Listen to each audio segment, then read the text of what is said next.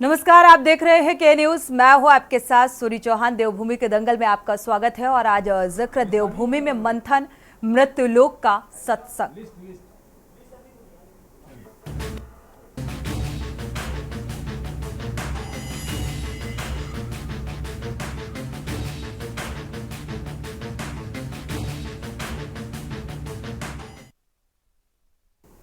तो उत्तर प्रदेश के हाथरस जिले के सिकंदराव क्षेत्र में मंगलवार को सत्संग के बाद मची भगदड़ में 121 से ज्यादा श्रद्धालुओं की मौत हो गई, जबकि 100 से अधिक लोग घायल हो गए। मरने वालों में एक पुरुष, 7 बच्चे और 108 महिलाएं शामिल हैं। और ये हादसा उस वक्त हुआ जब फुलरई मुगला गढ़ी में साकार नारायण विश्वहरि उर्फ भोले बाबा सत्संग समाप्त करने के बाद बाहर निकल रहे थे। और वहीं हादसे पर राष्ट्रपति द्रौपदी मुर्मू, प्रधानमंत्री नरेंद्र मोदी के साथ ही उत्तराखंड के मुख्यमंत्री पुष्कर सिंह धामी ने गहरा दुख प्रकट किया है। मुख्यमंत्री ने कहा है कि हाथरस का हादसा हृदय विदारक है। मैं घायलों के शीघ्र स्वास्थ्य लाभ और प्रभु से शोकाकुल परिजनों को असीम दुख सहन करने की शक्ति प्रदान करने की कामना करता हूं। इस घटना के बाद से उत्तराखंड सरकार की भी चिंता बढ़ गई है।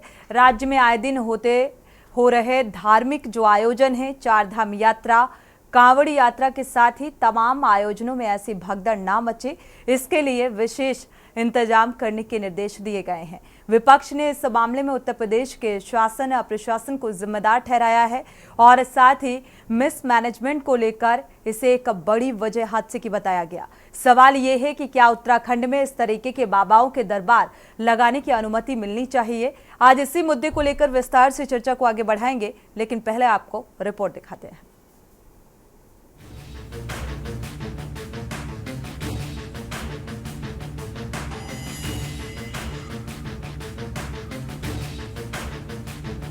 उत्तर प्रदेश के हाथरस में हुई घटना ने सबको झकझोर कर रख दिया है। सत्संग के बाद मची भगदड़ में 121 से ज्यादा श्रद्धालुओं की मौत हो गई है, जबकि 100 से अधिक लोग घायल हो गए।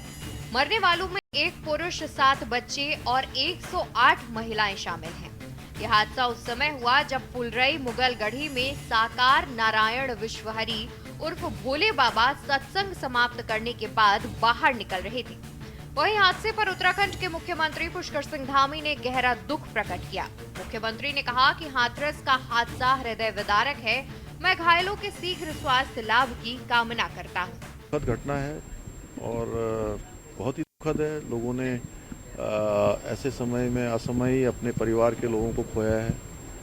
मैं भगवान से प्रार्थना करता हूं कि जो है उन सभी को जिन्होंने अपने पारिवारिक जन खोए हैं, भगवान ऐसे समय में शक्ति प्रदान करे और जो हताहत हुए हैं उनको भगवान अपने श्री चरणों में स्थान दे। देखिए, डाक कांवड़ का भी हम लोगों को निश्चित रूप से बहुत बड़ी चुनौती रहती है, क्योंकि डाक कांवड़ में एक तो जितनी संख्या में वाहन आते हैं और जिस तरह से जिस उत्साह में शिव भक्त होते हैं, तो उनको व्यवस्थित करना निश्चित रूप से एक चुनौती है। लेकिन जैसा मैंने कहा कि हम लोगों इस वर्ष पार्किंग की सुविधा में थोड़ा सा और ध्यान दे रहे हैं। ड्रोन्स के माध्यम से ट्रैफिक मैनेजमेंट पे भी हम लोग ध्यान देंगे। तो इस प्रकार से कई सारी अलग अलग मतलब इनोवेशंस के साथ हम लोग का प्रयास रहेगा कि 2024 की कांवड़ व्यवस्था और बेहतर हो। वहीं हाथरस की घटना ने उत्तराखंड सरकार की भी चिंता बढ़ा दी है। दरअसल राज्य में आए दिन होते धार्मिक आयोजन, 4 धाम यात्रा, कांवड़ यात्रा के साथ ही तमाम आयोजनों में ऐसी भगदड़ न मचे, इसके लिए विशेष इंतजाम करने के निर्देश दिए गए हैं। वहीं विपक्ष ने इस मामले में उत्तर प्रदेश के शासन प्रशासन को जिम्मेदार ठहराया है। वहीं देवनागरी में भी हाथरस धार्मिक कार्यक्रम के द्वारा आयोजित सत्संग में हुए हादसे में आज पतित पावनी मां गंगा की कुंभ नगरी हरिद्वार बिरला घाट है। मां गंगा जी से मृत आत्मा की शांति के लिए दीपदान और घायलों के लिए अति शीघ्र उत्तम स्वास्थ्य की प्रार्थना की गई। ऐसे आयोजनों में आम जनता से सचेत रहने की अपील भी की गई है।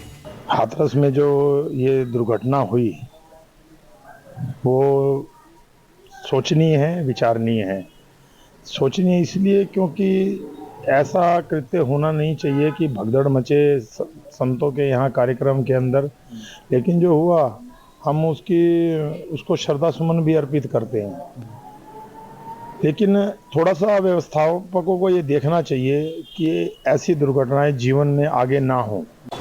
को कर रहा हूँ। जो मृतक आत्मा उनकी शांति की कामना करता हूँ। परिवार के प्रति मैं अपनी संवेदना प्रकट करता हूँ। साथ में मैं पतित पावनी माँ गंगा जी से ये आशा करता हूँ कि वो परिवार को या इस दुख की घड़ी को उनको सहन करने की शक्ति प्रदान करे, और साथ में जो घायल हुए हैं उनके वो भी उत्तम स्वास्थ्य प्राप्त करे, यथाशीघ्र ठीक हो। लेकिन इसके लिए मैं प्रशासन को भी जिम्मेवार मानता हूँ, जो आयोजक थे उनको भी जिम्मेवार मानता हूँ। ये एक बहुत ही दुखद घटनाक्रम हुआ है। प्रथम तो जो माताएं बहनें सत्संग सुनने आई थी और जिन्होंने अपने प्राणों की आहुतियाँ दी या किसी कारणवश उनकी दम घुटने से मृत्यु हुई, बहुत दुखद है। और मैं उन मृत आत्माओं के प्रति अपनी संवेदना व्यक्त करता हूँ।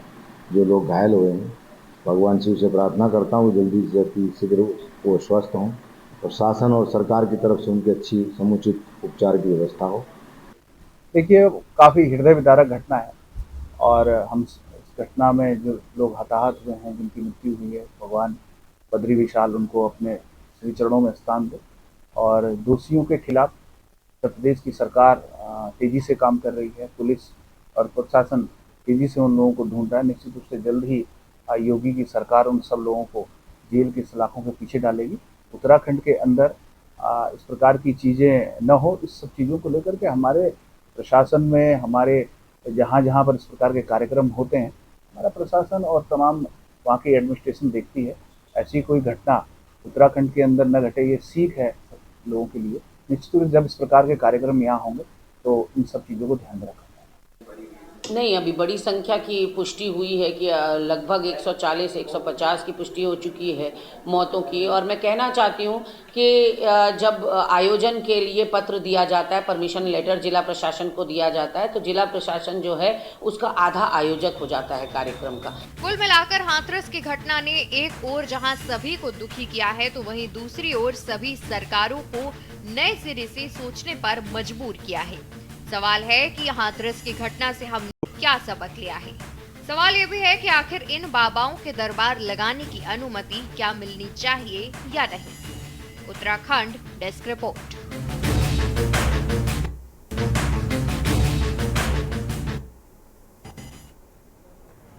तो देवभूमि के दंगल में आज चर्चा इस बात को लेकर हाथरस में जो ये दिल दहला देने वाली हृदय विदारक घटना घटित हुई, इसको लेकर अब सचेत रहने को लेकर एक कहा जाए नजर आ रही है गंभीरता उत्तराखंड प्रशासन की भी कि ऐसी घटनाएं ना हो, इसके लिए क्या पहल होनी चाहिए, क्या तैयारियां होनी चाहिए, क्या सजगता होनी चाहिए और लोगों को कितना सतर्क रहने की जरूरत है। और ये चिंता एक पॉजिटिव रिस्पॉन्स भी है कि इस घटना से अगर ये सबक पहले से ले लिया जाता है या तैयारियां पहले से कर ली जाती हैं तो ये तस्वीर दोबारा देखने को नहीं मिलेगी।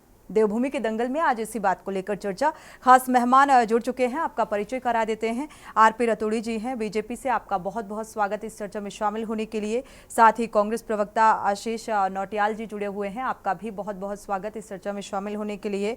अरुण शर्मा जी हैं वरिष्ठ पत्रकार, आपका भी बहुत बहुत स्वागत इस चर्चा में शामिल होने के लिए। आप सभी मेहमानों का स्वागत। हाथरस की घटना क्या सोचने पर मजबूर कर रही है? आरपी रतूड़ी जी से शुरुआत करेंगे चर्चा की। और उत्तराखंड प्रशासन या उत्तराखंड देखा जाए तो एक तरीके से पर्यटन स्थल भी है, धार्मिक स्थल भी है। लोग यहाँ पर चारधाम यात्रा के लिए भी जाते हैं, कांवड़ यात्रा के लिए भी जाते हैं, यानी कि यहाँ के हरिद्वार में देखिए तो आपको भीड़ नजर आएगी घाटों पर। तो इसको लेकर अब कितनी तैयारियों की जरूरत है ताकि ऐसे हादसे ना घटित हो?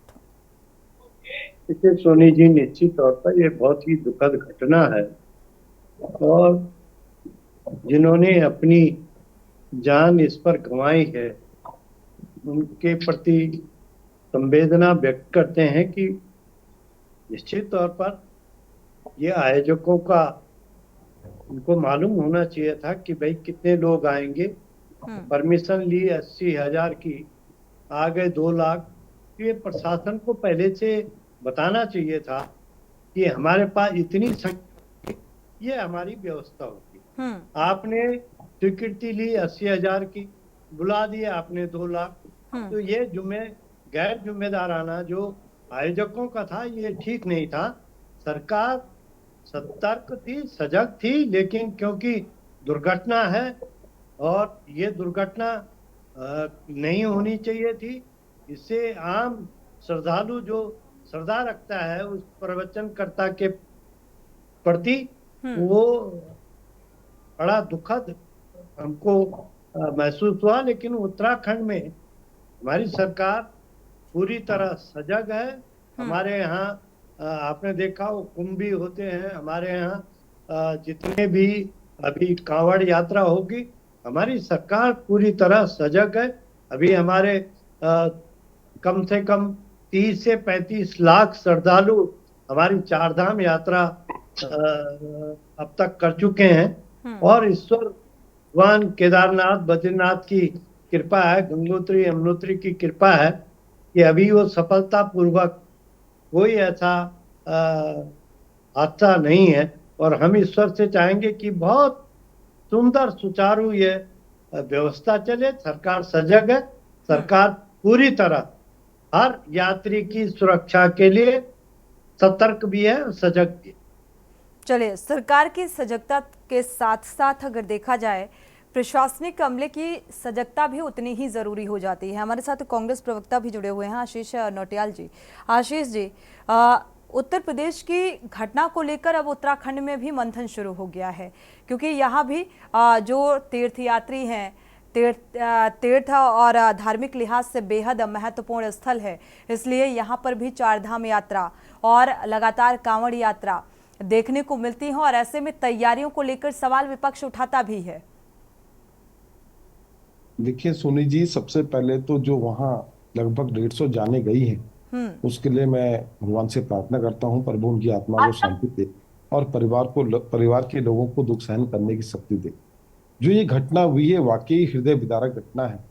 इतनी संख्या में जब श्रद्धालु आए, 80,000 की परमिशन थी और 3 लाख हो गए, तो ये एलआईयू की टीम का काम होता है। हर जगह एलआईयू होती है, पुलिस प्रशासन होता है, उसको पता होना चाहिए किस तरह से हम व्यवस्था बना पा रहे हैं। वहां पर अभी मैं पढ़ रहा था कहीं पे कि 40 पुलिसकर्मी तैनात थे, अगर ये सही हो तो 40 पुलिसकर्मी खाली लिखा हुआ है उसमें कि 40 पुलिसकर्मी ही टोटल 3 लाख की जनता को संभालने के लिए थे। वहां पे एंट्री और एग्जिट पॉइंट नहीं था। जहां पर इतनी संख्या में लोगों का आने का होता है तो वहां पे निश्चित व्यवस्था एंट्री का था, लेकिन एक ही रास्ते से जाना आना था जी। एंट्री और एग्जिट अलग होता है, लेकिन वो नहीं था, जिसके कारण लोग एक तरफ भागे। तो जब इस तरह की घटनाएं होती हैं तो निश्चित ये एक सबक है सीखने के लिए कि कभी इस प्रकार के आयोजन हो तो किस तरह से व्यवस्थाएं बनानी चाहिए। ये भी हम देख रहे थे कि वहां पर मेडिकल फैसिलिटी भी होनी चाहिए। जहां इतनी मात्रा में लोग आते हैं वहाँ पे मेडिकल कैंप की भी व्यवस्था होती है, वहाँ पे फायर ब्रिगेड होता है, वहाँ पे एम्बुलेंस होती है। ये सब व्यवस्थाएं नहीं थी वहाँ पर। तो आने वाले टाइम पर सरकारों को चाहे कहीं की भी हो, इस बात का विशेष ध्यान रखना चाहिए। जब इतने बड़े आयोजन होते हैं तो प्रशासन को ध्यान देना चाहिए कि किन किन चीजों की व्यवस्थाएं होनी चाहिए। जब इतनी मात्रा में श्रद्धालु, जितनी मात्रा में लोग इकट्ठे होते हैं तो कुछ ना कुछ गलत फहमियां भी हो जाती हैं, कभी कभी भगदड़ भी मच जाती है। तो आज जो ये घटना हुई वाकई, वैसे जिन व्यवस्थाओं का आशीष जी आपने जिक्र किया कि मेडिकल व्यवस्थाएं भी होनी चाहिए, सत्संग में ये देखने को नहीं मिलती हैं। और मुझे लगता है आज तक जितने भी सत्संग हुए होंगे उनमें इस तरीके की व्यवस्थाएं फिलहाल नहीं की जाती हैं। जो आयोजक होते हैं, सेवादार होते हैं, वो सिर्फ किस तरीके से भीड़ व्यवस्थित रहे उसकी एक अहम जिम्मेदारी होती है, जो यहाँ पर नहीं निभा पाए सेवादार। और सेवादारों के खिलाफ एफआईआर भी दर्ज की गई। हमारे साथ शुभम गिरी महाराज जी भी जुड़ चुके हैं। स्वागत है आपका इस चर्चा में शामिल होने के लिए। और अरुण शर्मा जी का रुख करेंगे, उसके पहले शुभम जी की प्रतिक्रिया भी ले लेते हैं। शुभम जी, उत्तर प्रदेश के हाथरस में जो घटना घटित हुई उसको लेकर आपकी प्रतिक्रिया, साथ ही उत्तराखंड अब इस बात पर मंथन कर रहा है कि ऐसी घटना ना घटित हो उसके लिए तैयारी पहले से कर ली जाए। देखिए सोनी जी, मैं आपको ये बताता हूँ, उत्तराखंड में जो हाथरस में जो घटना घटी है, पहले मैं अपनी ओर से दुख व्यक्त करता हूँ। जिनका जो मृतक हुए हैं उस घटना में, जिनकी मृत्यु हुई है, उनके लिए भी अपनी दुख व्यक्त करता हूँ और अपनी जो परिवार है, शोकाकुल परिवार है, संवेदना प्रकट करता हूँ। जिस तरह से ईश्वर उन शोकाकुल परिवार को दुख सहन करने की शक्ति दे, और जो घायल है यथाशीघ्र हो, ठीक हो। बाबा केदारनाथ जी से, बद्रीनाथ जी से, पतित पावनी माँ गंगा जी से यही प्रार्थना करता हूँ, यथाशीघ्र हो, ठीक हो। लेकिन मैं आपको ये बताना चाहता हूँ कि 1 महीने पूर्व आपने 4 धाम की व्यवस्था देखी अस्त व्यस्त कैसे हो गई। क्योंकि आपके चैनल में भी मैंने परिचर्चा की थी, अनेक चैनलों में मैंने परिचर्चा की थी कि 4 धाम में ऊपर इतनी भीड़ हो गई क्योंकि सरकार को 15-15 दिन तक रजिस्ट्रेशन बंद करने पड़े। बिल्कुल, रजिस्ट्रेशन मौतें भी के हुई बाद थी, मौतों का भी आंकड़ा सामने आया। और यमुनोत्री में आपने देखा कितनी धक्का मुक्की हुई पहले दिन जब कपाट खुले। बद्रीनाथ जी में देखा, केदारनाथ जी में देखा, लेकिन उत्तराखंड में मैंने एक चीज तो इस बार अच्छी देखी, क्योंकि रील के ऊपर बैन लगा। और कल बद्रीनाथ में, कल चैनलों के माध्यम से देख रहा था, जो नारायण कुंड है वहां पर प्रशासन अलर्ट कर रहा था। और अब कांवड़ मेला भी आ रहा है, और गंगा दशहरे के दिन देखा आपने हरिद्वार में 5-5 घंटे का जाम भी लगा रहा, क्योंकि पतंजलि मेरे यहाँ से पतंजलि 10 मिनट में पहुंच जाते हैं भादराबाद, तो वहां पहुंचने के लिए लोगों को 3-3 घंटे की कड़ी मशक्कत करने पड़ी, जबकि इतने अच्छे हाईवे, रोड, फ्लाईओवर बन गए हैं। लेकिन कई बार लाइटों की भी दिक्कत होती है, लाइटों की भी बड़ी समस्या है। कई खंभों में अब अंडरग्राउंड ज्यादा जो लाइट हुई है उसके कारण भी कई जगह करंट भी फैला हुआ है। लेकिन उत्तराखंड प्रशासन को भी सतर्क होना चाहिए। मैं आपको चमोली का उदाहरण देता हूं। जब चमोली में करंट कांड हुआ था, बहुत बड़ा करंट कांड हुआ था सोनी जी, आपको पता भी होगा। उस समय से थोड़ा बहुत एक नियम बना है, जब हम कोई आयोजक कराते हैं, क्योंकि हरिद्वार भी कुंभ नगरी है, प्रयागराज भी कुंभ नगरी है, हरिद्वार के बाद आपकी उज्जैन भी कुंभ नगरी है और नासिक में कुंभ नगरी है। तो तमाम आयोजक पहले होते हैं, लेकिन मुझे कुछ सुनने में आया है जहां 50,000 की क्षमता थी वहां 2.5 लाख लोग पहुंच गए। और 2.5 लाख लोग कैसे पहुंचे, देखा देखी में भी कोई लोग आ भी गए होंगे, मैं मानता हूं। और जो कार्यक्रम करा रहे थे उनकी चरणों की धूल के लिए भगदड़ मची। तो भाई आपको क्षमता नहीं है। अब कई अनेक धार्मिक चैनल है, उसके माध्यम से आप प्रशासन लाइव करिए, सीधा प्रसारण करिए। लाइव के बाद आपके पास जो आपके अनुयायी है जिन्होंने परमिशन ली है उन्हें बता दीजिए कि भाई मेरे इतने आदमी आएंगे, उनके लिए अलग से व्यवस्था करिए। क्योंकि 14 साल के बाद जो भोला महाराज है उन्होंने वहां पर आयोजन किया यूपी के हाथरस जनपद में। ये बहुत दुर्भाग्यपूर्ण है, इससे हमें बहुत सबक लेना चाहिए। जैसे हमारे जिला प्रशासन की जिम्मेदारी तो बनती है कि आपने कितने लोगों की परमिशन दी। अगर 80,000 लोगों की परमिशन यहाँ पर दी गई तो 2 लाख लोग कैसे पहुंचे इस सत्संग में शामिल होने के लिए? उनकी एंट्री को बैन क्यों नहीं किया गया? ये तमाम सवाल खड़े होते हैं, क्योंकि इसमें बराबर जो आयोजन करता है वो जिम्मेदार है। अरुण जी हमारे साथ जुड़े हुए हैं। अरुण जी, हाथरस की घटना को लेकर आपकी प्रतिक्रिया, क्योंकि अब उत्तराखंड देवभूमि में जो मंथन की शुरुआत हुई है, नियम को इंतजार रहता है क्या हादसों का? क्योंकि जब कोई हादसा होता है उसके बाद ही नियम और कानून लागू होते हैं, क्यों? सोनी, आपने मेरे मुंह की बात छीन ली जी। मैं भी यहीं से शुरू करना चाह रहा था कि हम हादसों का इंतजार क्यों कर रहे हैं। और उत्तराखंड जैसी जगह जहां लगातार धार्मिक आयोजन होते रहते हैं, चाहे वो कुंभ में हो, कांवड़ मेले में हो, या और जो स्नान है, और इसके अलावा हम लोग हरिद्वार और ऋषिकेश की बात करें तो शायद 12 महीने वहां किसी ना किसी साधु संत की कथाएं चलती रहती और बड़े बड़े पंडाल लगते। अभी हाल के 2 आपको उदाहरण दूंगा। ऋषिकेश में कुमार विश्वास की 3 दिन की राम कथा, त्रिवेणी घाट पर तिल रखने की जगह नहीं थी। और अगर आपको याद हो, अभी इसी महीने जून में बाबा बागेश्वर की बद्रीनाथ में 3 दिन की कथा। और ये इतने बड़े नाम है कि इनका नाम सुन के ही लोग लपक जाते हैं कि हमें भी देखना है, सुनना है। और सुनने से ज्यादा वो देखने की जो ललक होती है, कहीं ना कहीं वो काम खराब करती है।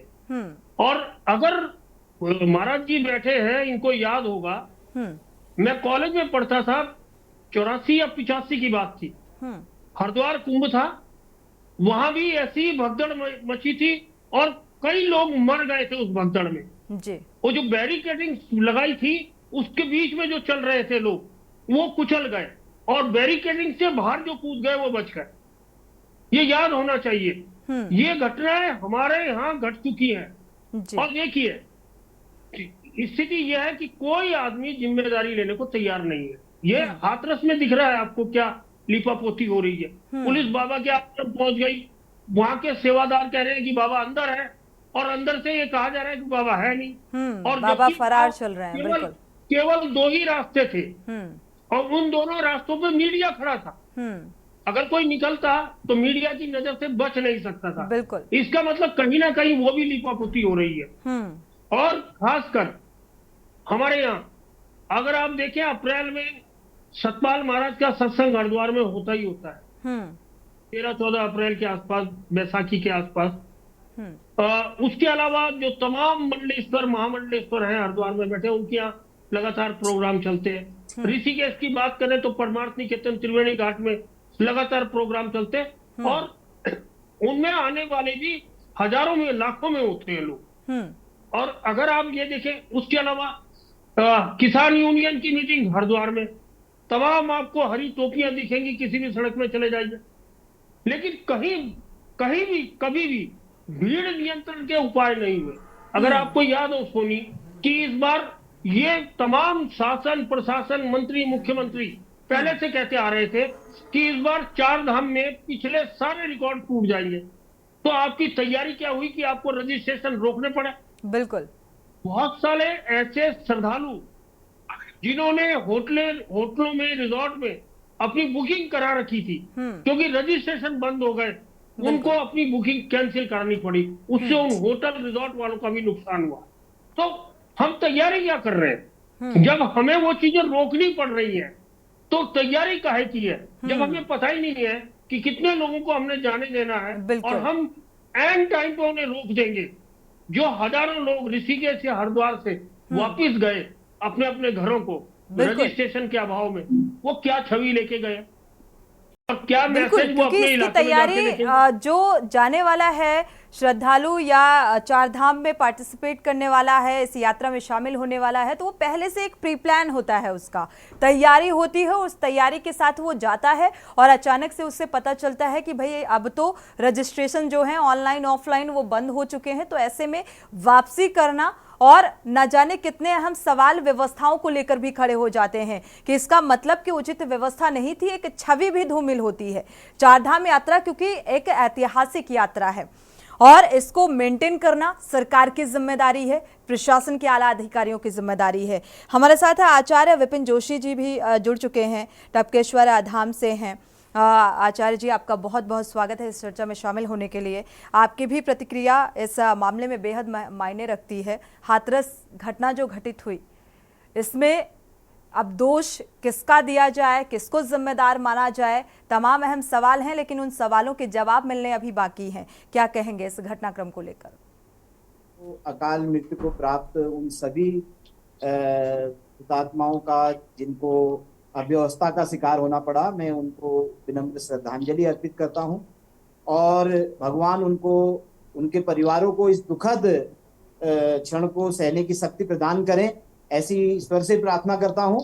और निश्चित रूप से ये एक हमारा जो मैनेजमेंट है, हमारा जो सिस्टम है, सिस्टम को बहुत जागृत होने की जरूरत है और उससे भी ज्यादा जागृत होने की जरूरत है उन आयोजकों को जो इस प्रकार के बड़े बड़े आयोजन करते हैं बिना किसी प्लानिंग के। क्योंकि जैसा मेरे संज्ञान में आया, ये आयोजन एक गांव में था। अगर सिटी में, शहर में कहीं ऐसी क्राउड वाली जगह पे होता तो मेरे ख्याल से प्रशासन को ज्यादा उसका संज्ञान हो जाता। लेकिन चूंकि गांव में था और मुझे लगता है कि शायद इतनी अपेक्षा भी नहीं की गई थी कि इतने ज्यादा लोग वहां पे टूट पड़ेंगे। लेकिन चूंकि ये आयोजन इस प्रकार के होते हैं जिसमें लोगों की संख्या का आप आकलन नहीं कर सकते हैं कि कितने लोग आ सकते हैं, और फिर जो इस प्रकार के चमत्कार आदि, इस प्रकार की जो चीजें हैं, इसमें तो हमारे समाज का बहुत बड़ा विश्वास है। और लोग जब इस प्रकार के लोग आते हैं, बड़ा आयोजन करते हैं, उसका प्रचार प्रसार किया जाता है, तो लोग जो है वो सरलता से, सहजता से जो है उसमें टूट पड़ते हैं। तो मुझे लगता है कि किसका दोष है किसका नहीं दोष है, ये सब तो जांच का विषय है और जांच एजेंसी अपना काम कर रही होंगी। लेकिन सबसे महत्वपूर्ण बात यह है कि भविष्य में आगे आने वाले जितने भी कार्यक्रम हैं, कहीं भी पूरे देश में कहीं भी आयोजित होते हैं, तो निश्चित रूप से इसके लिए एक गाइडलाइन होनी चाहिए। इसके लिए बहुत एक सख्त क्राइटेरिया बनाया जाना चाहिए कि किस किस तरीके से विशेष रूप से सुरक्षा के जो इंतजामात हैं उनको किस तरीके से अच्छा किया जाए, और बहुत खुले जगहों में इन आयोजनों को किया जाना चाहिए। निकासी की बहुत उचित व्यवस्था होनी चाहिए, कम से कम 8-10 खुली जगह में ही किया गया था। ये जो आयोजन आचार्य जी विपिन जोशी जी किया गया था, ये खुली जगह में किया गया था। खेत था जहां पर इस कार्यक्रम का आयोजन किया गया था, और जो परमिशन दी गई थी उस परमिशन से कहीं ज्यादा यानी कि लाखों की तादाद में यहां पर भीड़ पहुंच जाती है। तो ये जिम्मेदारी भी तय करनी होगी कि अगर इतनी ज्यादा भीड़ पहुंचती है, परमिशन अगर कम की है और ज्यादा पहुंचती है, तो ये जिम्मेदारी भी तय करने वाली बात है। नहीं ऐसे हादसे अक्सर सामने आएंगे। वक्त एक छोटे से ब्रेक का, लौटेंगे जल्द।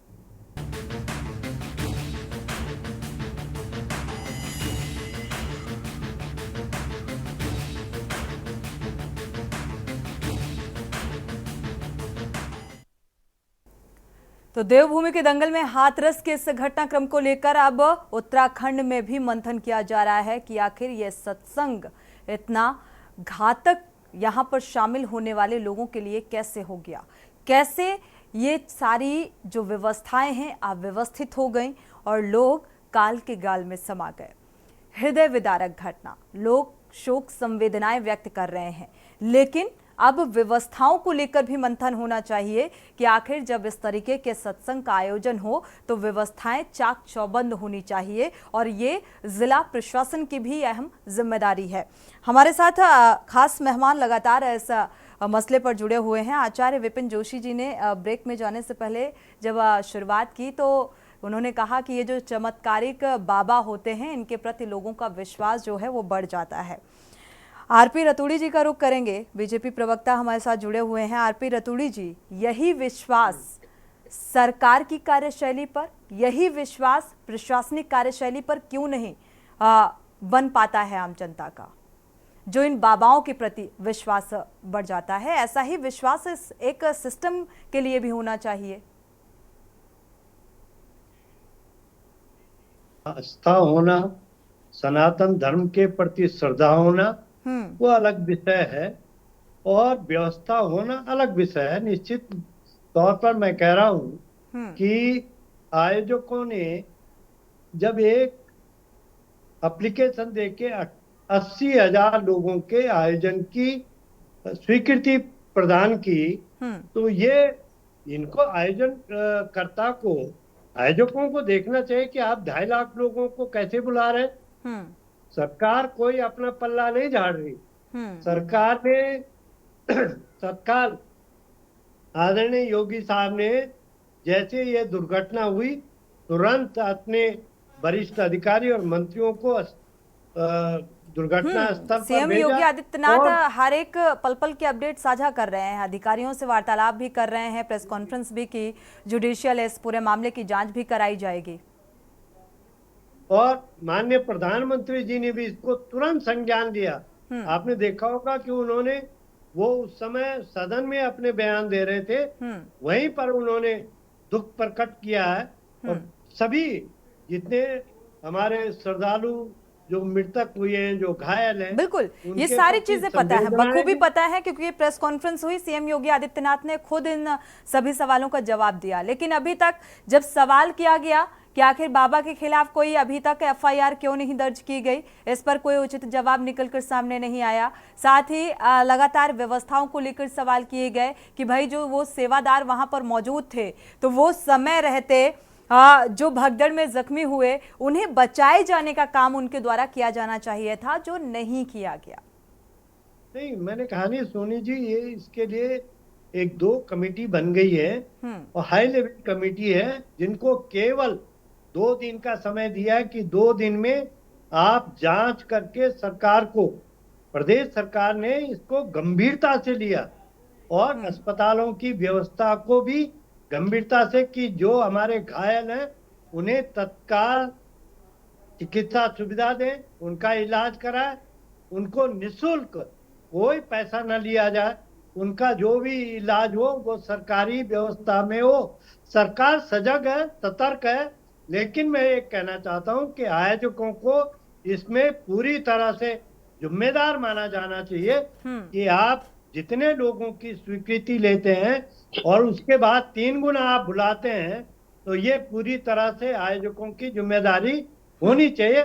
हमारी सरकार सजग है, लेकिन ये सनातन पर हम जो हमारे धार्मिक श्रद्धालु हैं, हम उन पर रोक नहीं लगा सकते कि आप सुनने मत आइए।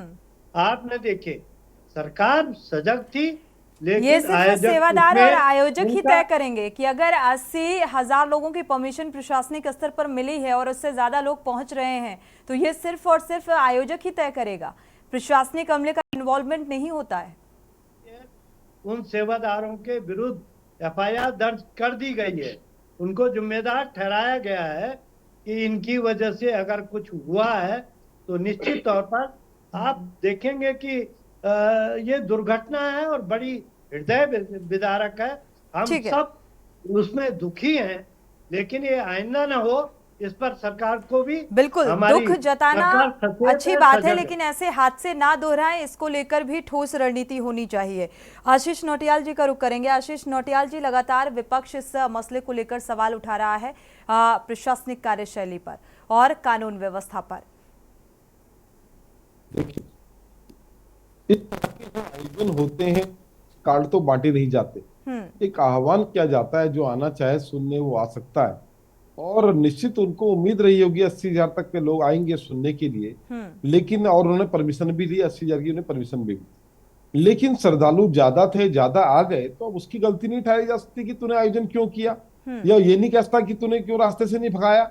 ये तो प्रशासन का काम है देखना। अगर कहीं पर लोग बढ़ रहे हैं, क्योंकि सामूहिक कार्य, ये ऐसा कार्य नहीं है, किसी घर का शादी का काम नहीं है कि आपने कितने लोगों को न्योता दिया, इसमें तो लोग आएंगे, श्रद्धा रखते हैं लोग, श्रद्धालु। और हमारे यहाँ तो देखो, हमारी मातृशक्ति जो है, महिलाएं हैं, वो तो भगवान के प्रति सबसे ज्यादा गहरी और अटूट विश्वास रखती हैं, और कहीं भी इस तरह के प्रोग्राम होते हैं तो सबसे आगे वही पहुंचती हैं। और आज उसी कारण से हमने 108 महिलाओं को लगभग खो दिया, तो उसका कारण भी यही है। लेकिन सरकार का काम होता है, अगर LIU टीम कहाँ थी, अगर आपको लग रहा था कि 80,000 से ज्यादा लोग होने लगे हैं, तो आपको निश्चित फोर्स की व्यवस्था करनी चाहिए थी, जो व्यवस्थाएं आप लोग कर नहीं पाए। वहां पर पर्याप्त कूलर, पंखे का इंतजाम भी नहीं था, जिसके कारण से वहां पर गर्मी ज्यादा हो गई, लोगों को सांस लेने में दिक्कत होनी शुरू हुई। इतनी बड़ी जब आयोजन होता है, जहां 4 लाख 3 लाख लोग होते हैं, तो निश्चित एम्बुलेंस की व्यवस्था भी होनी चाहिए, और होती भी है। हमने देखा है बड़े छोटे छोटे प्रोग्राम जब हम लोग राजनीतिक लोग करते हैं, तो पुलिस की कई गाड़ियां हमारे आगे पीछे लगा दी जाती है, मतलब हम 40 और पुलिस वाले 150, और वहां इतने हजार लोगों, लाखों लोगों में आप 40-50 पुलिस वालों को बोले छोड़ दें, तो ये तो गलत है। तो कई चीजों में कमियां रही, आगे सरकार को चेतना चाहिए। दूसरा, यूपी के अंदर जहां हॉस्पिटलों के अंदर ले गए, उन हॉस्पिटलों के अंदर भी डॉक्टर्स की, स्टाफ की व्यवस्था ही नहीं थी, डॉक्टर्स भी नहीं थे, वहां व्यवस्थाओं में कमी थी। इन सब व्यवस्थाओं को चाक चौबंद रहना चाहिए। कभी भी कोई भी घटनाएं, दुर्घटनाएं तो एक सामान्य जीवन का एक होने वाली चीज है, कि हो जाती है, पता नहीं होता। जरूर घटनाएं, अच्छी चीजें तो सोच के आती हैं, पर दुर्घटना कभी सोच के नहीं आती। कोई सोचता नहीं कि इस तारीख को दुर्घटना हो जाएगी, ये तो अचानक वाली चीजें हैं। और निश्चित सरकार को अपनी जगह पर जो व्यवस्थाएं बनानी चाहिए, वो बनानी चाहिए। ठीक है, आने वाले टाइम पे इस घटना से कम सीख लें और ये व्यवस्थाएं करें। अगर 4 लाख लोग, 3 लाख लोग कहीं पे इकट्ठे हो रहे हैं, तो वहां निश्चित मेडिकल कैंप भी होना चाहिए और प्रॉपर एम्बुलेंस की व्यवस्था होनी चाहिए। आज होती है, नेता जाते हैं तो उनके पीछे एक एम्बुलेंस की गाड़ी बेमतलब चल पड़ती है, और जो यहाँ इतने लोग खड़े हैं, महाराज का रुख करेंगे। शुभम गिरी महाराज जी, क्योंकि अब ये एक एग्जाम्पल है हाथरस की ये घटना, और इतनी भयावह और इतनी बड़ी घटना, उत्तराखंड प्रशासन को अब कितना इससे सीखने की जरूरत है, इम्प्लीमेंट करने की जरूरत है? सोनी जी, देखिए 2010 में भी हादसा हुआ था। पहले मेरे से पहले वक्ता ने बताया कि 84 के कुंभ में उत्तर प्रदेश में जब हरिद्वार था, तब वीर बहादुर सिंह जी उत्तर प्रदेश के मुख्यमंत्री थे। उस समय 5 राज्य के मुख्यमंत्री आ रहे थे, जैसे हिमाचल प्रदेश के मुख्यमंत्री वीरभद्र सिंह जी, अनेक मतलब पंजाब के मुख्यमंत्री, हरियाणा के मुख्यमंत्री हरिद्वार स्नान के लिए आए थे। उस समय एक पुल टूट गया था, उस कारण से वो हादसा हुआ था। और 2010 का जो कुंभ था वो हरिद्वार में हादसा हुआ था। 2013 के प्रयागराज कुंभ में भी हादसा हुआ। फिर बाद में उज्जैन कुंभ में भी बवंडर हुआ 2016 के सिंगस्त कुंभ में, 2015 के, माफ कीजिए। उसके बाद आपने कुछ दिन पूर्व देखा कि राजस्थान में भी एक बवंडर उठा था 2 साल पूर्व, वहां भी एक ऐसा हादसा हो चुका है। पहले भी हम ऐसे हादसों के शिकार बन चुके हैं। अगर हम किसी भी मान लो भजनकर्ता को बुलाते हैं या अनेक भजनकर्ता को बुलाते हैं, हमारी क्षमता 10,000 की है और हमारे वहाँ 20,000 लोग आते हैं, तो पहले 10,000 की जो क्षमता है उसे 20,000 के अधिक करना चाहिए। क्योंकि वो धक्का मुक्की जो हुई है वो बहुत दुर्भाग्यपूर्ण है। और धक्का मुक्की किसने की, कब की, कैसे वो भागे, और जो प्रशासन से उन्होंने अनुमति तो ली है, प्रशासन में डॉक्टर की अनुमति होती है। पहले भी कुछ वक्ताओं की थी, तो वहां पर डॉक्टर की टीम भी थी, मेडिकल कैंप भी लगा था, और साथ में मेडिकल कैंप के साथ जल विभाग की भी परमिशन थी, और पुलिस विभाग, क्षेत्र अधिकारी की भी परमिशन थी, नगर अधिकारी की भी परमिशन थी, जिला अधिकारी की भी परमिशन थी। कोई नेता जैसे आयोजन कराता है, मान लो किसी की रैली होती है या कुछ होता है या जनसभा होती है, उसमें भी सभी विभागों से अनुमति प्रदान करनी चाहिए, LIU की जांच करनी चाहिए। मैं आपको परसों का हरिद्वार का उदाहरण बता दूं, क्योंकि अभी सुकी नदी जो नदी है अचानक बरसात में वो आती है, सबको पता है। क्या प्रशासन वहां चेतावनी का एक बोर्ड नहीं लगा सकता है कि नदी का जल स्तर कभी भी बढ़ सकता है, कृपया अपनी वाहन ना वहां खड़ी करे। मैंने उत्तर प्रदेश से लेकर उत्तराखंड से लेकर, क्योंकि हरिद्वार में कुछ संपत्तियां उत्तर प्रदेश के पास है, उत्तराखंड सरकार को, उत्तर प्रदेश सरकार को मैंने कहा कि गंगा के उस पार एक पुल बना दो, जहां जो शव लेके देहरादून से व्यक्ति आएगा तो वहां सीधे ही चल जाएगा। तो उस समय वो पुल कुंभ मेले में तो टेम्परेरी पुल बना देते हैं, आगे पीछे पुल नहीं बनाते। फिर अफवाह फैल गई कि हरिद्वार में अधिक बाढ़ आई, गंगा जी में गाड़ियां बहती हुई गई, क्योंकि सूखी नदी का जल स्तर हमेशा ही बढ़ता है। मैं बचपन से ही देख रहा हूँ, अब तो बहुत कम आता है। जब आता था तो हमारे वहां तक आता था, हमारे क्षेत्र तक आता था, लेकिन व्यवस्थाएं बिगड़ती है। अभी आप रविवार को और शनिवार को ऋषिकेश चल जाओ तो 7-7 घंटे जाम में फंसना पड़ेगा आपको। बिल्कुल, तो हम क्या कर सकते हैं? ये स्थितियां बनती हैं, ये पहले से पता है कि ऐसा होना है, बावजूद इसके इंतजाम नहीं होते। इस बात का जवाब ले लेते हैं आरपी रतूड़ी जी से, इसके बाद आगे बढ़ते हैं। आचार्य जी का रुख करेंगे और अरुण जी का। आरपी रतूड़ी जी, क्योंकि स्थितियों को समझते हुए, क्योंकि देखा जाए जल स्तर बढ़ने की संभावनाएं मॉनसूनी सीजन में थोड़ा ज्यादा बढ़ जाती हैं और ये पहले से पता होता है, इसके बावजूद भी कोई साइन बोर्ड का ना लगाना, यानी कि अगर खतरा है तो वहां पर ऐसे बोर्ड लगाने चाहिए। अगर चारधाम यात्रा चल रही है या हरिद्वार में भीड़ जो है वो बढ़ रही है गंगा घाटों में, तो जाहिर सी बात है यहाँ पर किस तरीके के इंतजाम या हिदायतें देनी चाहिए, जो कि नहीं की जाती हैं ऐसी व्यवस्थाएं, और उसका खामियाजा नतीजा यही होता है कि इस तरीके के हादसे सामने आते हैं।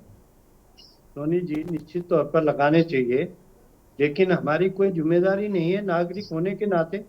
मुझे नहीं मालूम, मैं हरिद्वार का, अभी स्वामी जी ने भी कहा कि मैं बचपन से देख रहा हूं। आप नहीं जाएंगे लगाने के लिए आरपी रतूड़ी जी, आपको नहीं जाना है, सरकार आपकी है तो आपकी सरकार और प्रशासन की जिम्मेदारी बनती है। मैं आप सुनिए तो, मैं ये कह रहा हूँ कि सरकार की जिम्मेदारी है, लगाना चाहिए, लेकिन क्या हम नागरिक होने की जिम्मेदारी नहीं है कि आप नदी में गाड़ी खड़ी कर दो?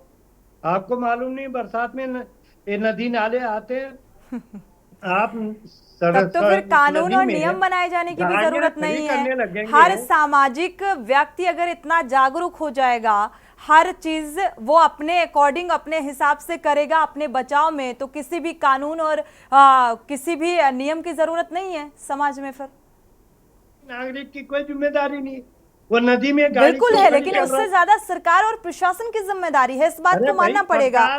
शुभम गिरी जी कुछ कहना चाह रहे हैं जी।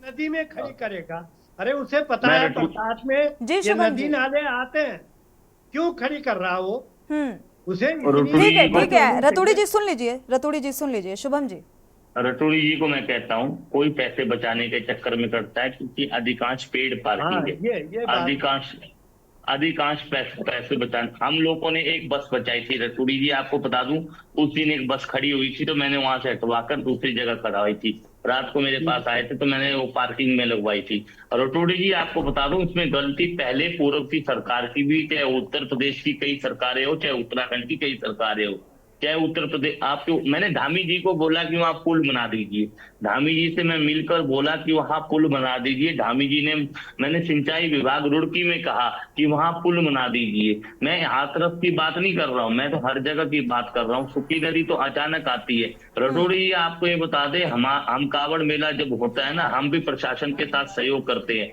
जो यात्री जब कावड़ में लेके आते हैं, सोनी जी अगर आप ग्राउंड रिकॉर्डिंग करोगे तो कावड़ मेले में आपको बाइकों के सिलेंसर की आवाज सुनाई देगी। तब भी हम प्रशासन को गाइडलाइंस करते हैं, कावड़ियों से प्यार से इज्जत से बोलते हैं कि आप यहाँ से गाड़ी निकालिए, या पब्लिक प्लेस है। तो इस प्रकार से हम भी व्यवस्था देखते हैं रटूड़ी जी, हम भी जिम्मेदारी बन जाती है। एक सामाजिक और नागरिक व्यक्ति होने के नाते ये जिम्मेदारी बनती है, लेकिन उससे कहीं ज्यादा सिस्टम की भी उतनी ही जिम्मेदारी बनती है, क्योंकि चाहे वो प्रशासनिक स्तर पर बात की जाए या शासन स्तर पर। हमारे साथ आचार्य जी भी जुड़े हुए हैं, विपिन जोशी जी का रुख कर लेते हैं।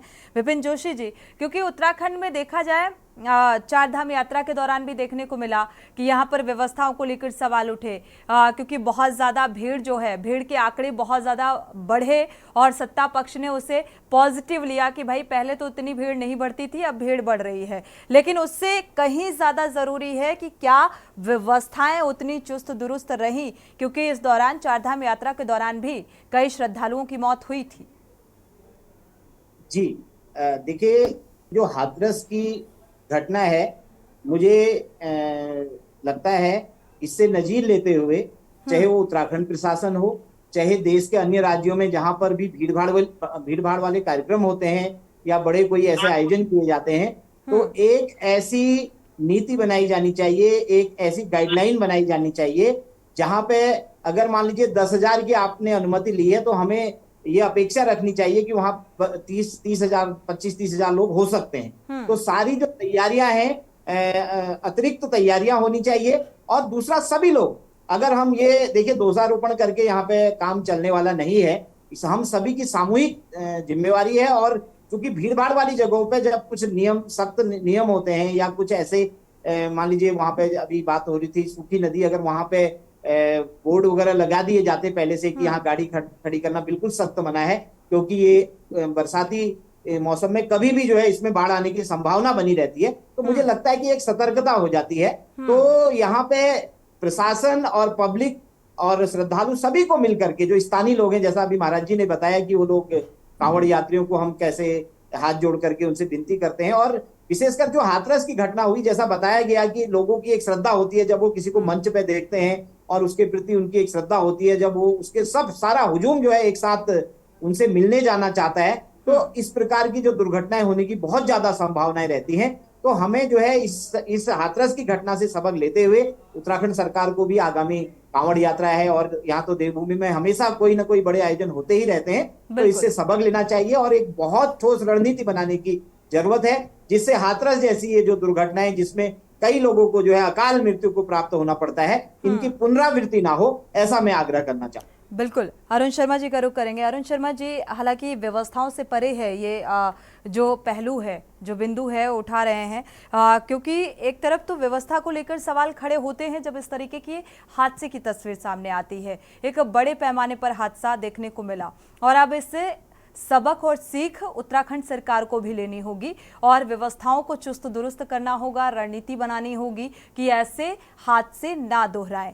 लेकिन दूसरा सवाल ये भी कि आखिर क्यों इतना विश्वास आम जनता का इन बाबाओं के प्रति बढ़ता जा रहा है?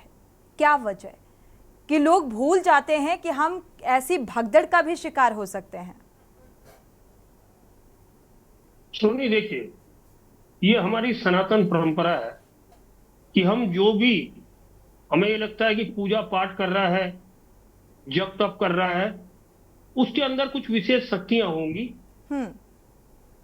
और उन्हीं शक्तियों के अभिभूत होकर कहीं ना कहीं वो आकर्षण जो है वो कहीं ना कहीं जनमानस को उस तरफ दे देता है। देखिए, तमाम बाबा हैं इस देश के अंदर और बड़े नामचीन बाबा हैं जिनके करोड़ों फॉलोअर्स हैं और उनके पीछे भीड़ भी होती है, लेकिन अब आप देखिए कोयम्बटूर में सदगुरु हर साल शिवरात्रि के मौके पे बहुत बड़ा आयोजन करते हैं। उनके आयोजन में एक व्यवस्था रहती है, या वैष्णो देवी की यात्रा देखें, एक व्यवस्था है वहां। वही व्यवस्था उनसे सीख लेके पूरे देश में बनानी होगी। लेकिन कहीं ना कहीं एक बात मैं बोलना चाहूंगा कि जब इस तरह के एक खौफनाक मंजर हुआ, इतने लोग काल के गाल में समा गए, और आप ये बताइए कि उनके परिवारों को कौन संभालेगा? बिल्कुल। वो जो बच्चे अनाथ हो गए, वो जो महिलाएं चली गई, उनके पीछे पूरा परिवार होगा, उनकी कमी कौन पूरी करेगा? तो निश्चित तौर पर, और एक चीज निकल के इसमें आई थी कि LIU पहले ही प्रशासन को ये रिपोर्ट दे चुका था कि यहाँ जो आपने सीमा, इन्होंने जो अनुमति मांगी है उससे कई गुना भीड़ हो सकती है, तो उस पर चिंतन और मनन और कार्रवाई क्यों नहीं की गई? केवल 40 जवानों के भरोसे पूरे आयोजन को छोड़ दिया गया। तो निश्चित तौर पर मेरा ये मानना है कि वहां का जो कोतवाल है, वहां का जो CO है, वहां का जो SDM है, वहां का जो DM है, वहां का जो जिले का कप्तान है, इन सब के ऊपर गैर इरादतन हत्या का मुकदमा दर्ज होना चाहिए, क्योंकि इनकी अनदेखी की वजह से इतने लोगों को मौत के मुंह में समाना पड़ा है। इसके अलावा एक चीज और बोलूंगा मैं उत्तराखंड के संदर्भ में, क्योंकि हम उन्हीं परिप्रेक्ष्य में सारी चीजों को देख रहे हैं। उत्तराखंड के परिप्रेक्ष्य में आप देखिए, जितने मेन रोड हैं अतिक्रमण हटाए जाते हैं, वो दोबारा अतिक्रमण कैसे होते हैं? आज तक किस अधिकारी के खिलाफ मुकदमा दर्ज हुआ? हम बयान तो बड़े बड़े देते हैं कि अगर इस सड़क पे अतिक्रमण हुआ तो PWD के ऊपर, सिंचाई विभाग के ऊपर, रेलवे के ऊपर, जिसकी भूमि है हम उसके ऊपर मुकदमा करेंगे। लेकिन वो अतिक्रमण दिन दूनी रात चौगनी गति की तरह बढ़ता जाता है। आज तक तो हमने नहीं सुना कि मुकदमे हो रहे हैं। और कहीं ना कहीं जब सड़क उस अतिक्रमण की वजह से संकरी होती है तो दुर्घटनाओं की आशंका बनी रहती है। केवल ये दुर्घटना नहीं, जो दुर्घटनाएं हो रही हैं, 168 लोग चार धाम यात्रा में अब तक मौत के मुंह में समा चुके हैं। ये दुर्घटना नहीं है क्या? आए दिन हम देख रहे हैं एक्सीडेंट हो रहे हैं, ये दुर्घटना नहीं है क्या? सबसे ज्यादा अरुण जी दुर्घटनाएं जो होती हैं वो धार्मिक यात्रा के दौरान देखने को मिलती हैं, धार्मिक स्थलों में देखने को मिलती हैं, क्योंकि यहाँ पर भारी तादाद में जो है एक श्रद्धा भाव के साथ श्रद्धालु पहुंचते हैं और वहां पर बद इंतजामी इस कदर होती है जहां पर ज्यादा इंतजाम होने चाहिए, व्यवस्थाएं व्यवस्थित होनी चाहिए, और ऐसी ही जगहों पर धार्मिक स्थलों में ये घटनाएं होती हैं या धार्मिक कार्यक्रमों में। देखिए, उसके प्रति एक आकर्षण होता है, मैंने पहले भी कहा, इन बाबाओं के प्रति आकर्षण भी और लोगों का विश्वास भी बढ़ता जा रहा है। उनको लगता है कि हमारी मनोकामनाएं पूर्ण होती हैं। राम रहीम ने पूरा साम्राज्य बना रखा है हिसार के अंदर। बिल्कुल, जाके तो देखे कोई, और वो जेल में था तब भी वो व्यवस्थाएं वैसी की वैसी चल रही। या आसाराम का साम्राज्य देखे, अब आसाराम की हरिद्वार में ये खड़खड़ी से पहले महल बन रहा था जी। जब वो जेल चला गया तो वो होटल बन गया सरोवर पोर्टी को। अब या उसने लीज पे दे दिया या उसने बेच दिया, अब ये तो वो जाने या वो जाने। लेकिन ये तमाम संपत्तियां अर्जित करते रहना, बैंक बैलेंस बढ़ाना, और मैं उन लोगों का वास्तव में बिल्कुल शीर्ष नवाता हूं जो केवल कमाते नहीं है, जनता की सेवा भी करते हैं। बिल्कुल, जिनके यहाँ विधवाओं के लिए, निराश्रितों के लिए लगातार उपाय होते रहते हैं। लेकिन अधिकांश अगर हम देखें तो इनके यहाँ केवल इनकमिंग या आउटगोइंग का कोई सिस्टम ही नहीं। अगर अधिकांश देखें, और हम चूंकि इस उत्तराखंड में रहते हैं और उत्तराखंड के लोगों को, बाबाओं को बहुत नजदीक से देखते हैं, इसलिए हम साफ जानते हैं वो श्रद्धा पैदा नहीं होती। आप उत्तराखंड के लोगों की, उत्तराखंड के बाबाओं के प्रति श्रद्धा देखें, क्योंकि उन्हें नजदीक से पता है ये कौन कैसा है। लेकिन यही स्थिति होती है जब दूर का आदमी होता है, उसके प्रति ज्यादा सेवा भाव हो जाता है। जी बिल्कुल, बाबाओं ने अब इसको भी एक बिजनेस बना लिया है और लोग इस विश्वास में फंसते हुए नजर आ रहे हैं और इसीलिए ऐसे हादसों का शिकार भी हो रहे हैं। हमारे साथ बीजेपी प्रवक्ता जुड़े हुए हैं आरपी रतूड़ी जी। आरपी रतूड़ी जी, अगर उत्तराखंड का जिक्र किया जाए, क्योंकि ये वाकया काफ़ी है ये बताने के लिए कि व्यवस्थाएं कितनी ठोस होनी चाहिए, इसको लेकर उत्तराखंड सरकार की आगे क्या कुछ रणनीति रहेगी कि इस तरीके के घटनाक्रम सामने ना आए। यानी कि यूपी के हाथरस में ऐसा हुआ तो उत्तराखंड में भी एक सजगता पहले से बरतनी चाहिए। ये हम सबके लिए भी एक सबक है कि अगर जो भी आयोजन इस तरह का करेगा वो पूरी जिम्मेदारी के साथ सरकार को भी और व्यवस्थापक को भी, आयोजक को भी ये जिम्मेदारी सामूहिक रूप से लेनी चाहिए। उत्तराखंड सरकार आज भी आप देख रहे होंगे चारधाम यात्रा के प्रति कितना समर्पित है, सजग है। और हमारे यहाँ तो देवभूमि है, हमारे सजग और समर्पित होना अच्छी बात है, लेकिन अगर ये 100 जो सैकड़े को पार कर गई मौतें चारधाम यात्रा के दौरान श्रद्धालुओं की मौत हुई, अगर ये ना होती तो मुझे लगता है और भी बेहतर होता ये बताने में और अच्छा लगता सुनने में कि भाई व्यवस्थाएं चाक चौबंद थी, व्यवस्थित थी और इसीलिए ये सकुशल यात्रा संपन्न हुई। देखिए सोनी जी, वो कोई उत्तराखंड में जितनी भी ये आपने जो मौतें गिनाई है ये कोई दुर्घटना से नहीं हुई। ये जब कोई भी मैदानी क्षेत्र का व्यक्ति आता है तो समय रहते व्यवस्थाओं में तो आपका मेडिकल स्वास्थ्य सुविधाएं भी आती हैं। अगर कोई अस्वस्थ है तो उसे अगर उस समय रहते उचित इलाज मिलता है तो वो स्वस्थ हो जाएगा और वो कहीं ना कहीं उसकी मौत नहीं होगी। ये सारी व्यवस्थाएं इसी में आती हैं। स्वास्थ्य व्यवस्थाएं सजग थी, लेकिन कोई हार्ट का मरीज है, कोई शुगर का मरीज है। चलिए अरुण जी कुछ कहना चाह रहे हैं। आरपी जी, अरुण जी कुछ कहना चाह रहे हैं, सुन लेते हैं जी। दुर्घटना कमी से जी, सरकारी कमी से कोई रतोड़ी जी सुन लेते हैं अरुण जी को। कहना चाह रहा हूँ कि अभी 4 दिन बाद जगन्नाथपुरी की ऐतिहासिक रथ यात्रा है 7 और 8 तारीख को जी, और जिसमें लाखों लोग उस रथ यात्रा में शामिल हो। भगवान की कृपा से आज तक उसमें कोई दुर्घटना नहीं हुई, लेकिन निश्चित तौर पर उड़ीसा की जो सरकार है उसे सजग हो जाना चाहिए, क्योंकि कहीं भी कोई शरारती तत्व कुछ भी कर सकता है, तो उनको उस यात्रा के लिए विशेष इंतजाम किए जाने चाहिए। कई बार ऐसी घटनाएं साजिश का भी एक आयोजन पहले से होता है और ऐसी हादसे और वाकये सामने आ जाते हैं, तो इसको लेकर सतर्कता बेहद जरूरी होती है। शुक्रिया आप सभी मेहमानों का इस चर्चा में शामिल होने के लिए। यूपी के हाथरस में जो घटनाक्रम घटित हुआ उसको लेकर अब उत्तराखंड में भी मंथन, क्योंकि ये एक पर्यटन और धार्मिक क्षेत्र है। यहाँ पर हर रोज और आयोजन जो है होते रहते हैं और ऐसे में भीड़ बढ़ती है, तो उसको सुव्यवस्थित व्यवस्थाओं को करने के लिए अब उत्तराखंड सरकार को भी सजग होने की जरूरत है। इसी के साथ देवभूमि के दंगल में इतना ही। आगे खबरों के लिए आप देखते रहिए के न्यूज़ इंडिया।